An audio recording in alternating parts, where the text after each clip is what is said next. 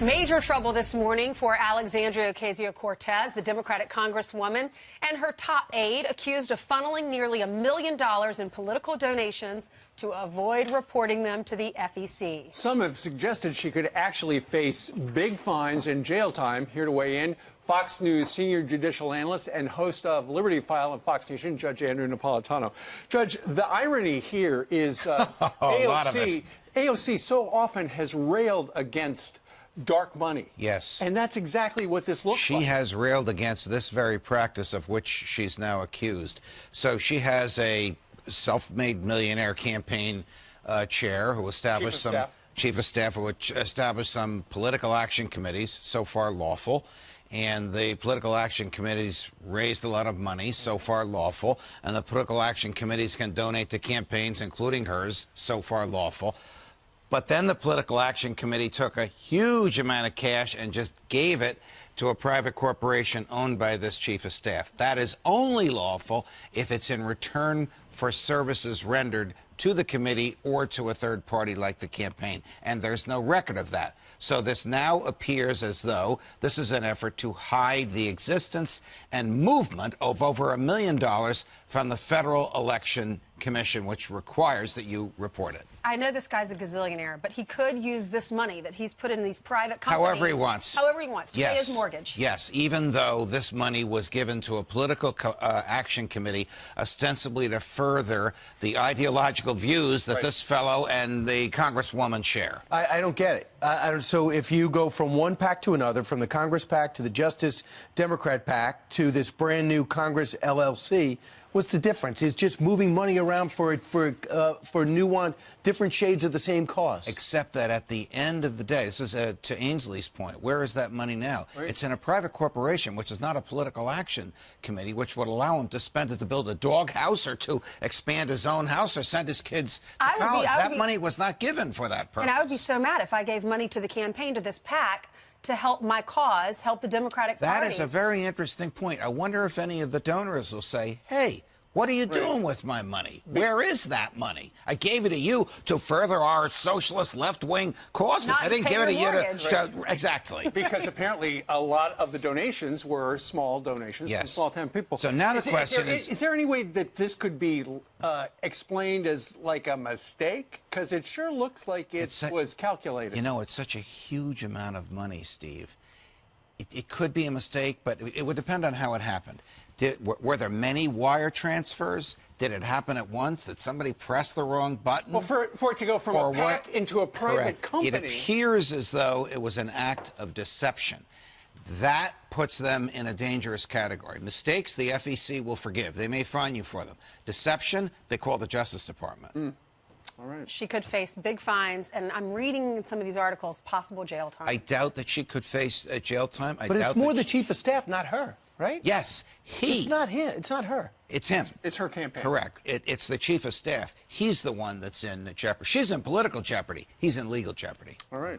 Judge, thanks for breaking down this breaking news for us. Welcome, guys. Oh, we have Bernie Kerik on Fox Nation today. Do cops know how to shoot guns? Oh. Great question. I hope they do. I heard they don't shoot enough. Do they train enough? That's what Bernie's going to talk about. 9:30 on Fox. I'll pat him down before he goes in. Please do, Brian. Okay. I'm sure he'll welcome that. 40. Do you have any comment on the FEC violation filed against your office? There is no violation, so there's no violation found. Do you think that's a sign of you taking dark money? Oh, no. Maybe. That was brand new reaction from Alexandria Ocasio-Cortez to a potential bombshell complaint filed with the Federal Election Commission against the freshman Democrat and her chief of staff. The allegations, being lodged by the conservative National Legal and Policy Center, claim the Congresswoman and her top staffer improperly funneled nearly $900,000 in campaign contributions from political action committees to private companies. Peter Ducey is live on Capitol Hill with the latest. It sounds ominous, Peter. Kennedy, the reason for the red flags here is because when all that money moved around between accounts that were controlled by Alexandria Ocasio-Cortez's chief of staff, it was all just labeled for strategic consulting. And the chief himself explained all this on national TV 3 years ago. Our idea really is to run this single unified presidential style campaign that's going to look a lot like the Bernie Sanders campaign and use that model of, a single website for fundraising, a single like a giant national movement of volunteers contacting millions of voters. But that might have been too broad because the law says specific payments need to be labeled specifically. So what comes next could be a big test for the freshman congresswoman, who is very enthusiastic about other people's financial records, telling the New Yorker recently, "I can see Trump being enormously upset that a 29-year-old Latina who is the daughter of a domestic worker is helping to build the case to get his financial records. I think that adds insult to injury to him." The Federal Elections Commission complaint was lodged by the Virginia-based National Legal and Policy Center, where an official explains these are not minor or technical violations. We are talking about real money here. In all my years of studying FEC reports, I've never seen a more ambitious operation to circumvent reporting requirements. Representative Ocasio-Cortez has been quite vocal in condemning so-called dark money, but her own campaign went to great lengths to avoid the sunlight of disclosure. And you might have noticed in that soundbite that played during the introduction, the Congresswoman was coming back at the airport, which was surprising to us because air travel is one of the things that gets phased out over time in the Green New Deal that she supports. Our crew asked her why she flew and didn't take the Amtrak train from New York down to Washington, D.C. She said because it saved a couple hours of her constituents' time. Kennedy? We all know that's not true, Peter. It's much faster taking the Acela. Peter Ducey, thank you very much for that. Very good. So, Maria, we'll start with you. Yes, let's talk a little bit about this dark money, because that's one of the new phrases in politics that people who want to see authentic and ethical campaigns want to get the dark money out of politics. But this money is not looking... Yeah, so we should point out that the organization that filed the complaint with the FEC does have a political leaning. It is a conservative organization, so that they're very upfront about that. Absolutely. The FEC will look into these allegations, and we'll see what comes from it. The question of dark money is a good one. You know, I worked on the 2012 campaign where we had conversations about super PACs, for example, and we very much wanted all of the donations for people to know them, but how you interact as an organization with super PACs, this has all changed a lot in the last 10 years.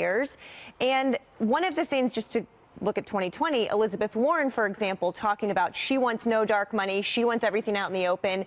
There will be a question about this issue for all of the Democratic candidates for that exact reason, Kennedy. Setting aside legal or statutory issues, there's a question about how Democrats want to run their campaigns and whether they want their donors and donations to be public. Yes. I just want to clarify for the audience in case they didn't get what was happening here. So this is her chief of staff, who himself is a financial whiz and a multimillionaire. He created a PAC and had people donate money into it. And that was his PAC. And then he shifted the money into an LLC that he also controlled. And Fox has, gone back and backed up these facts and looked for where these places were incorporated, et cetera.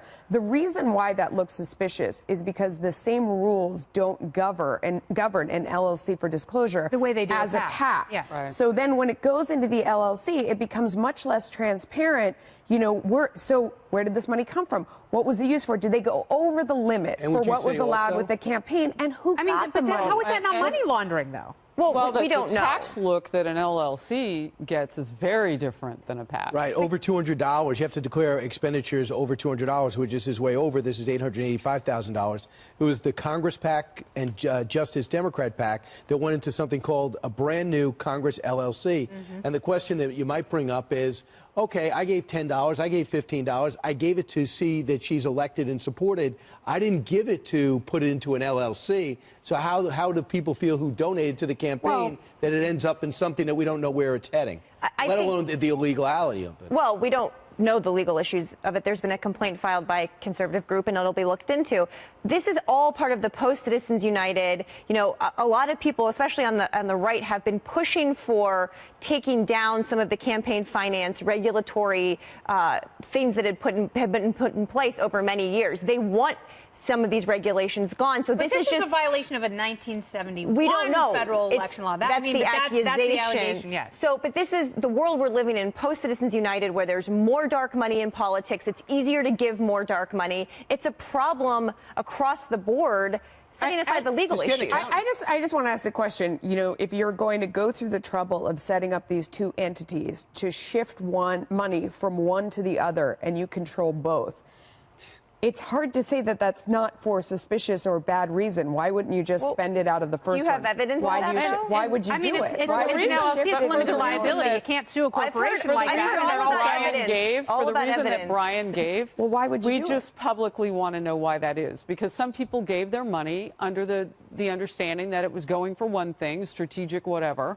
and then it may have, and that's why you look into it. It may have migrated or been forcefully put into another place, and you just want to ask the question for the very reason that you gave. Right. Just like the House Democrats are just asking the questions and to get all these answers. But what happens is when we all agreed Mueller was going to get some answers. I'm just saying. Let's not go back to that. Yeah, but don't you think when you open up and attack people on finances and by saying no planes and no cows, and you caught eating meat and flying on planes and having meat on planes, there's a problem. But we don't know what the plane itself may have been made out of meat, Brian. We don't know This story is about her. Lady Gaga's dress was once. That's absolutely right. This story is more about her than it is. I mean, there's just an obsession with her. She makes everything about her. And so, every and so single her thing is about her. Instead of the president's financial life, and the president is like that a 29-year-old daughter of a domestic worker is looking at his finances. It's like, come on, man. Her opponents make it all about her, too.